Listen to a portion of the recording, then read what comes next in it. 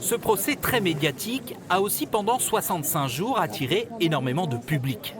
Et à la sortie du tribunal, chacun avait son avis sur le verdict. Je pense que c'est bien jugé, c'est tout. Je suis mitigée. Pour moi, c'est bizarre, quoi. On est venu plusieurs fois, très intense, beaucoup d'émotions, beaucoup de témoignages où des vies basculent comme ça en n'a rien de temps, alors qu'au départ, on met notre vie entre les mains d'un médecin pour se faire soigner et pas pour mourir. C'était passionnant, oui. Qu'est-ce qui vous a motivé à venir aujourd'hui? Parce que pour savoir la peine qu'il allait prendre.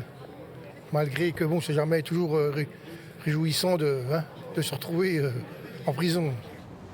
Certains sont arrivés très tôt ce matin, des curieux qui voulaient à tout prix pouvoir assister au jugement.